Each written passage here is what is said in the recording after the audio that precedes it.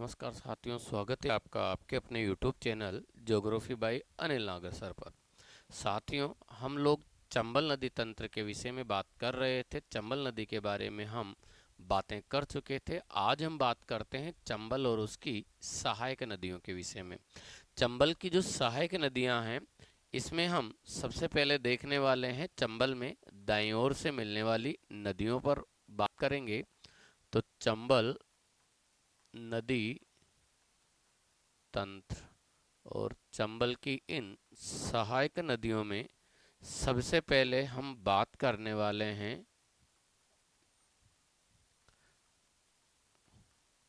दाएं ओर से मिलने वाली नदियों पर। और चंबल में दाएं ओर से मिलने वाली नदियों में अगर बात करें तो सबसे पहले जो चंबल में नदी आकर मिलती है वो है छोटी काली सिंध। कौन सी है? छोटी काली सिंध। ठीक है, देखो, इस छोटी काली सिंध के उद्गम के विषय में चर्चा करें तो छोटी काली सिंध का जो उद्गम होता है वो कहाँ से होता है? आप देख पाएंगे, यह है हमारे पास राजस्थान। और इससे पहले हमने एक नदी पर बात की। नदी का क्या नाम है? चंबल नदी। और चंबल नदी के उद्गम के विषय में चर्चा करते हैं तो आपको पता है चंबल नदी का उद्गम कहाँ से होता है? मध्य प्रदेश से। और मध्य प्रदेश में ये एक पहाड़ी हम लोगों को देखने को मिलती है। इसी पहाड़ी को या इसी पर्वत श्रेणी को किसके नाम से जानते हैं? अममोरू की पहाड़ियाँ। क्या कहा जाता है? माफ करें, इन्हें ही किसके नाम से जाना जाता है? मऊ के निकट जाना पाओ की पहाड़ियाँ। क्या कहा जाता है इन्हें? जाना पाओ की पहाड़ियाँ। और इन जाना पाओ पहाड़ियों से एक नदी होकर निकलती है। जाना पाओ की पहाड़ियाँ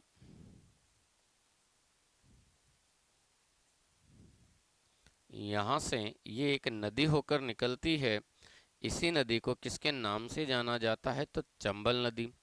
चंबल कुछ इस तरीके से राजस्थान में प्रवाहित तो होती है।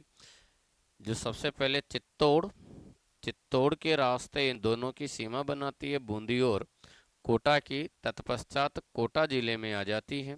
कहाँ पर आ जाती है? कोटा जिले में आती है। और कोटा से फिर ये बूंदी में प्रवेश करती है।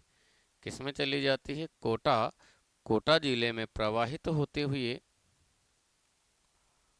कोटा जिले में प्रवाहित होते हुए यह बूंदी में प्रवेश कर जाती है।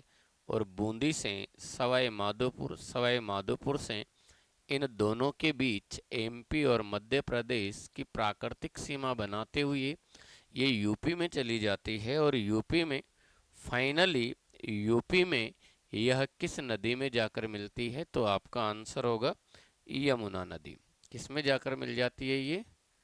यमुना नदी के अंदर जाकर मिलती है। इसी नदी को साथियों आप किसके नाम से जानोगे? तो आपका आंसर होगा चंबल। जो कि चंबल आप देख पा रहे हैं कुछ इस तरीके से आगे बढ़ती है। ये जो नदी जा रही है इसी नदी को आप किसके नाम से जानोगे? तो चंबल। दो राजस्थान में सबसे पहले चित्तौड़ के रास्ते कोटा, बूंदी और बूंदी से सवाई माधोपुर में होते हुए मध्य प्रदेश और राजस्थान की प्राकृतिक सीमा बनाते हुए यूपी में चली जाती है। और यूपी में जाकर ये यमुना नदी में अपना मुहाना बनाती है। ठीक है, तो ऐसी नदियों में आपको एक और नदी मिलती है। नदी का नाम है काली सिंध नदी, छोटी काली सिंध। छोटी काली सिंध, ध्यान रखना, एमपी से आती है। कहाँ से आती है? एमपी की ओर से आती है। और मध्य प्रदेश में ये जो मालवा पठार है, इस मालवा पठारी भाग से एक नदी निकल कर आती है, इसी नदी को साथियों आप किसके नाम से जानोगे? तो आपका आंसर होगा छोटी काली सिंध। छोटी काली सिंध सबसे पहले तो आप देख पा रहे हैं एमपी में। नाम क्या है इस नदी का? छोटी काली सिंध। किस नाम से जानते हैं इसको? छोटी काली सिंध। छोटी काली सिंध, ठीक है। और यहाँ से ये जो नदी है, यह राजस्थान में एमपी में प्रवाहित होते हुए राजस्थान में झालावाड़ जिले से प्रवेश करती है। किस जिले से राजस्थान में एंट्री मारती है? झालावाड़ जिले से यह राजस्थान में प्रवेश करती है। किस स्थान से? तो आपका आंसर होगा ये झालावाड़ में कहां से प्रवेश कर रही है? तो ध्यान रखना, यह राजस्थान में मकेरिया गांव। कौन सा गांव? मकेरिया गांव। मकेरिया गांव के निकट जाकर अपना मुहाना किसमें बनाती है? तो आपका आंसर होगा चंबल नदी में। कुछ इस तरीके से ये झालावाड़ में बहते हुए मकेरिया गांव के निकट अपना मुहाना चंबल नदी में बनाती है। तो ये जो इस मुहाना है इसका, ये कहाँ पर बना रही है ये? तो आपका आंसर होगा मकेरिया गांव। मकेरिया गांव।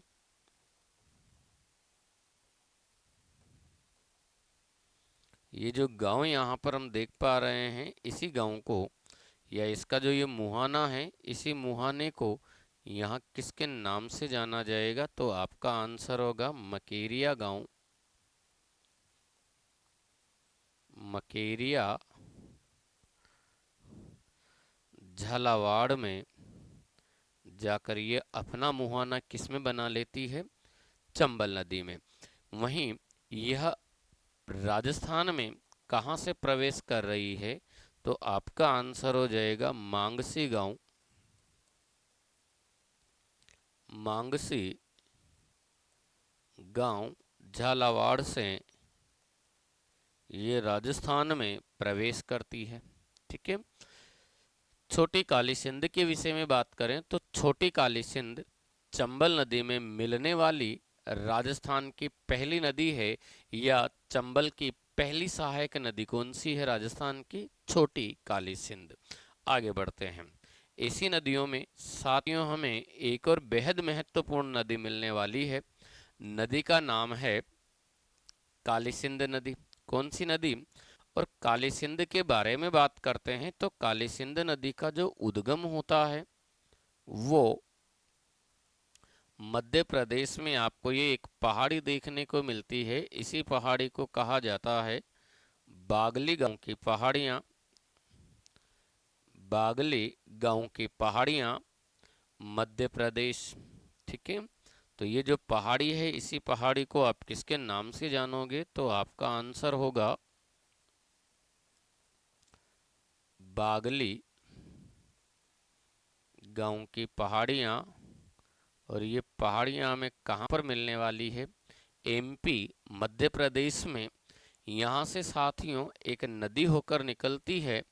इसी नदी को हम किसके नाम से जानेंगे? तो आपका आंसर हो जाएगा काली सिंध। कौन सी है ये? काली सिंध नदी, ठीक है। ये जो काली सिंध है, ये सबसे पहले एमपी में कहाँ पर प्रवाहित होती है? एमपी में प्रवाहित होती है। और एमपी में प्रवाहित होते हुए यह राज्य के झालावाड़ जिले से प्रवेश करती है। कहाँ पर प्रवेश करती है? झालावाड़ जिले। और झालावाड़ जिले में भी ये कहाँ से एंट्री मार रही है? तो आपका आंसर होगा बिंदा गांव। कौन सा गांव? बिंदा गांव रायपुर झालावाड़ से यह नदी राजस्थान में क्या करती है भाई, प्रवेश करती है। राजस्थान में प्रवेश, ठीक है।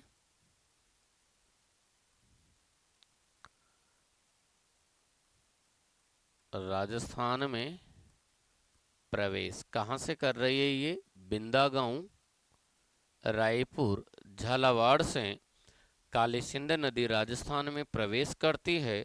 तत्पश्चात यह राजस्थान में प्रवाहित होती है।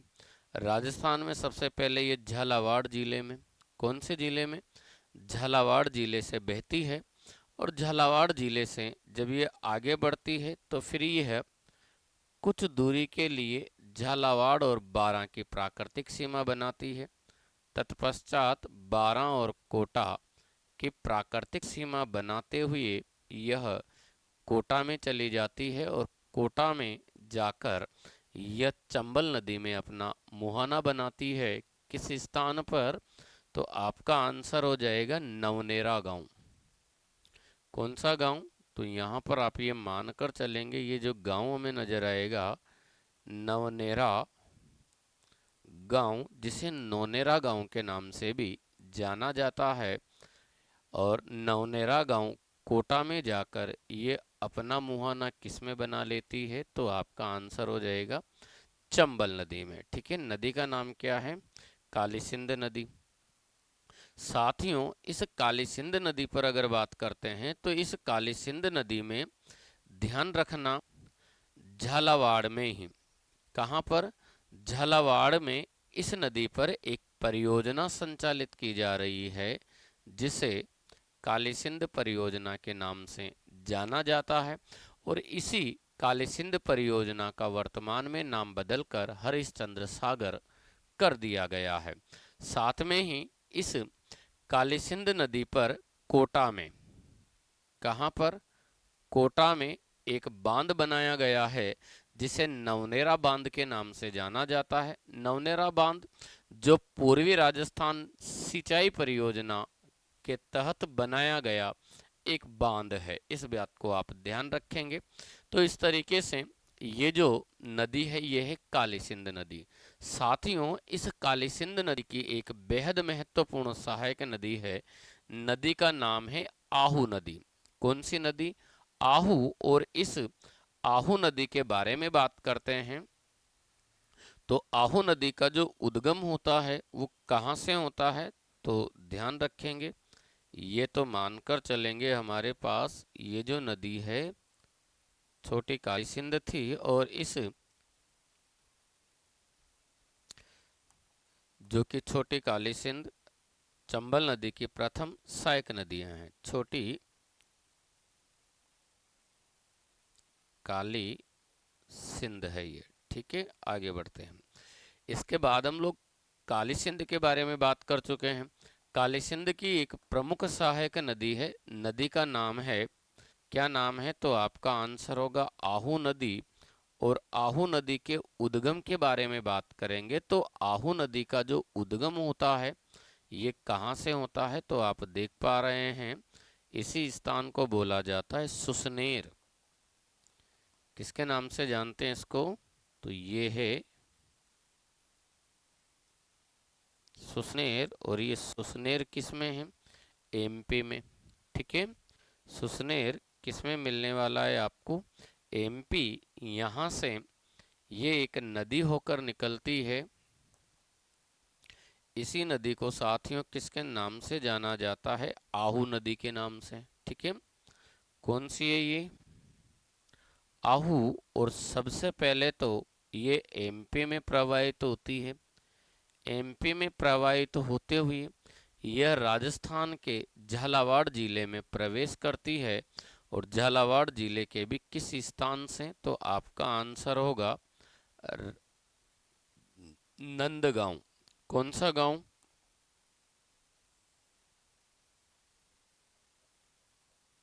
नंद गांव, झालावाड़ से यह नदी राजस्थान में प्रवेश करती है।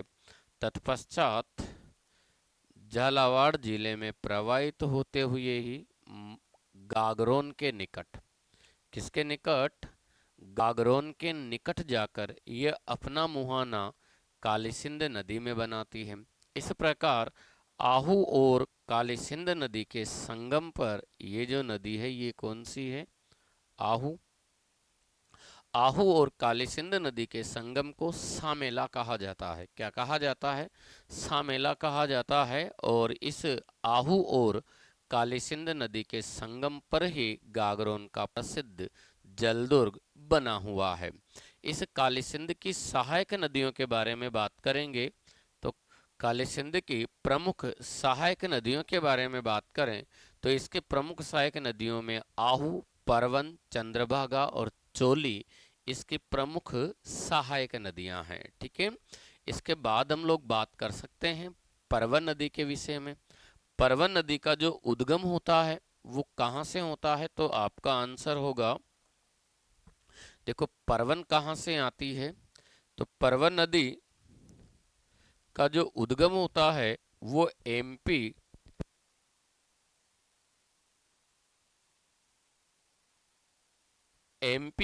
में, ध्यान रखिएगा, एक स्थान मिलता है जिसे आप मालवा पठार के नाम से जानोगे।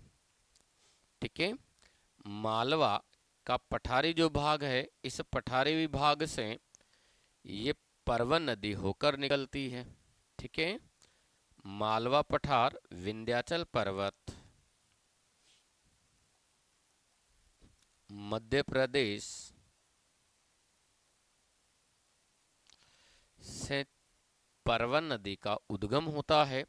यह नदी अपने उद्गम स्थल से उत्तर की ओर आगे बढ़ती है, जो सबसे पहले तो एमपी, और एमपी में प्रवेश करने के पश्चात ये कुछ दूरी के लिए एमपी और राजस्थान की प्राकृतिक सीमा बनाती है।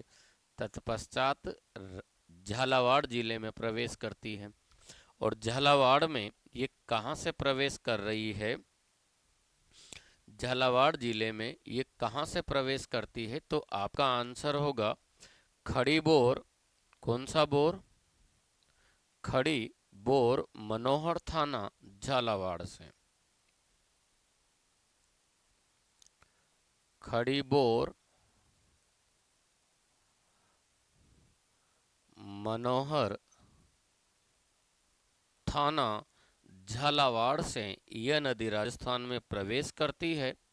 तत्पश्चात झालावाड़ और झालावाड़ के रास्ते ये बारां में आती है, और बारां में प्रवाहित तो होते हुए यह अंता पलाईथा के निकट राजगढ़ गांव अंता पलाईथा में जाकर यह अपना मुहाना काली सिंध में बनाती है। नदी का नाम क्या है, परवन नदी। और मुहाना कहाँ पर जाकर बना रही है, तो इसी स्थान को साथियों आप किसके नाम से जानोगे,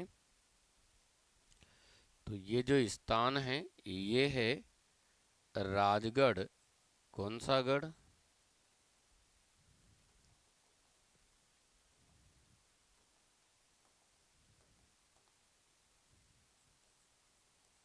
राजगढ़ अंता पलायथा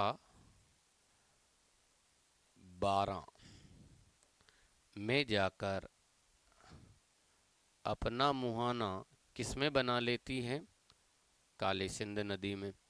इस परवन नदी के विषय में बात करें तो परवन नदी, ध्यान रखना, परवन नदी पर झालावाड़ में एक बांध का निर्माण किया जा रहा है जिसे अकावद बांध के नाम से जाना जाता है। वहीं बारां जिले में इस नदी पर परवन लिफ्ट सिंचाई परियोजना संचालित की जा रही है। कौन सी परियोजना संचालित की जा रही है, इस पर परवन लिफ्ट सिंचाई परियोजना संचालित की जा रही है। परवन नदी की सहायक नदियों में बात करते हैं तो उजाड़ इसकी प्रमुख सहायक नदी है। कालीखांड इसकी प्रमुख सहायक नदी है।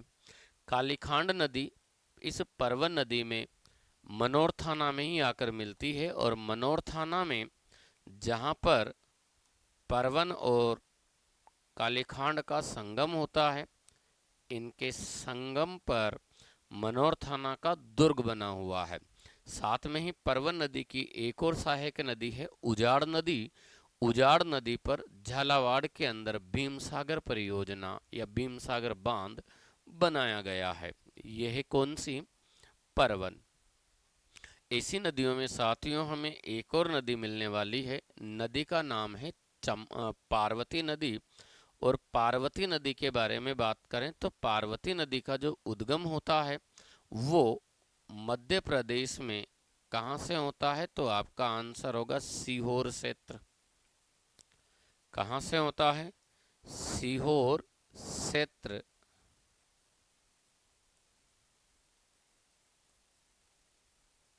एमपी से पार्वती नदी निकलती है। यह नदी राजस्थान में सबसे पहले 12 जिले में प्रवेश करती है। किसमें प्रवेश करती है?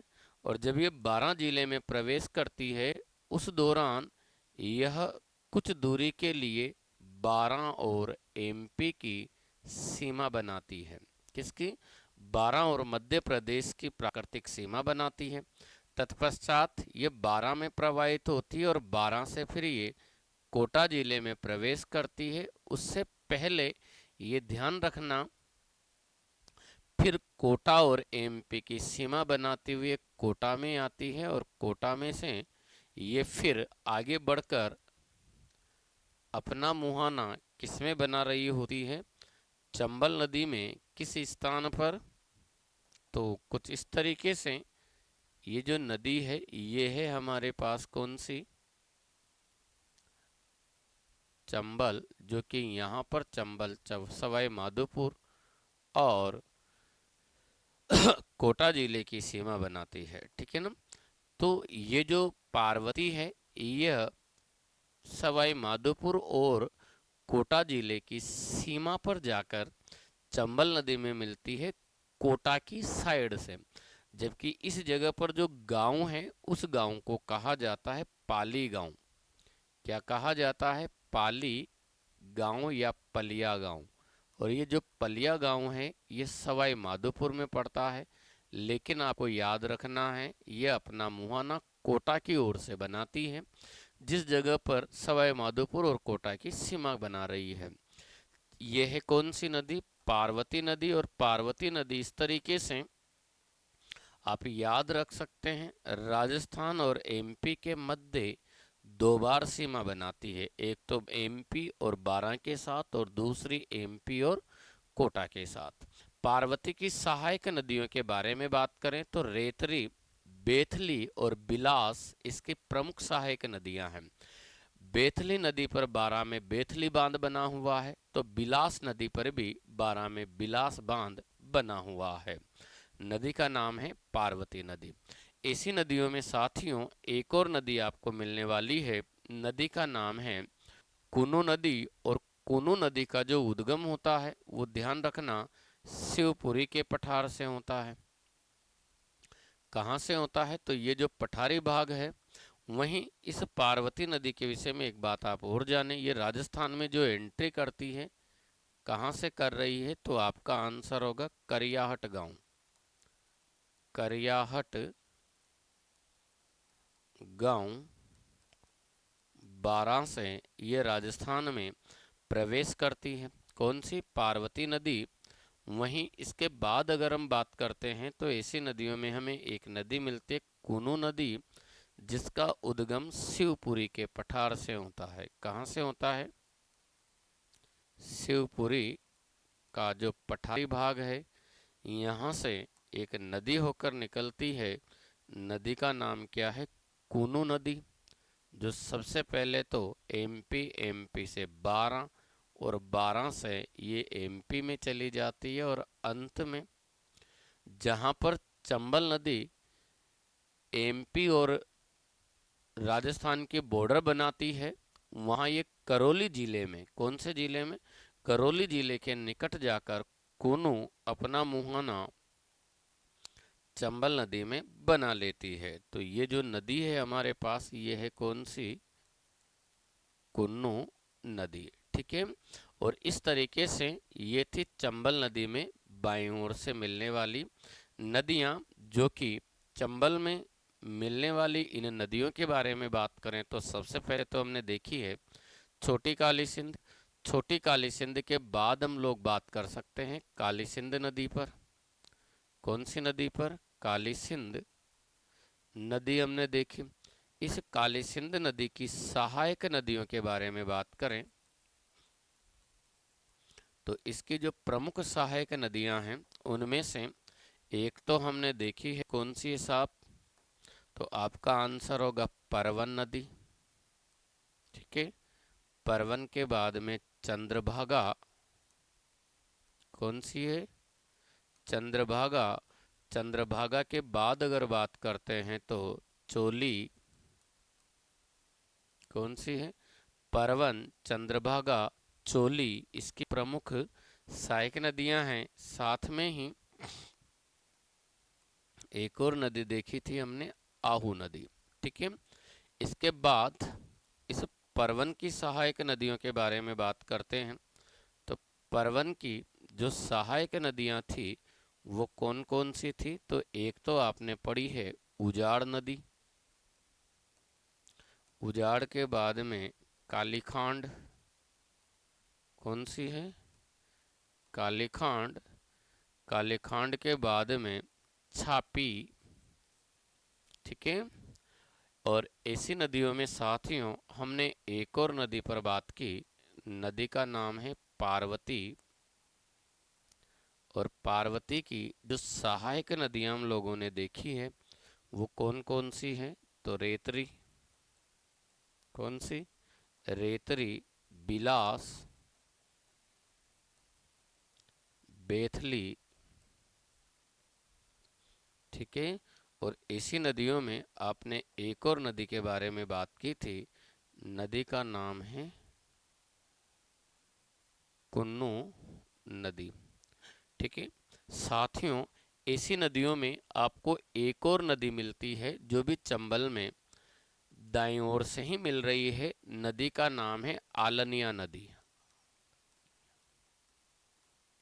इस आलन बहुत छोटी नदी है। आलनिया नदी जो कोटा से निकलती है, कोटा में मुकंदरा की पहाड़ियों से। ठीक है ना, कहाँ से आती है? मुकंदरा से आती है और चंबल में मिलती है, और चंबल में मिल जाती है। इसी आलनिया नदी को ध्यान रखना चंद्रलोही के नाम से भी जानते हैं। ये पूछा जा सकता है, इसे ही क्या कहा गया है? चंद्रलोही नदी भी इसे ही कहा जाता है। तो ये थी चंबल और चंबल नदी तंत्र, चंबल में दाईं ओर से मिलने वाली नदियां। आज के लिए इतना ही, बाकी कल हम बात करेंगे चंबल में बाईं ओर से मिलने वाली नदियों के बारे में। धन्यवाद साथियों। वीडियो अगर पसंद आ रहा है तो इसे लाइक करें, अपने साथियों के साथ शेयर करें और चैनल को सब्सक्राइब करें। धन्यवाद।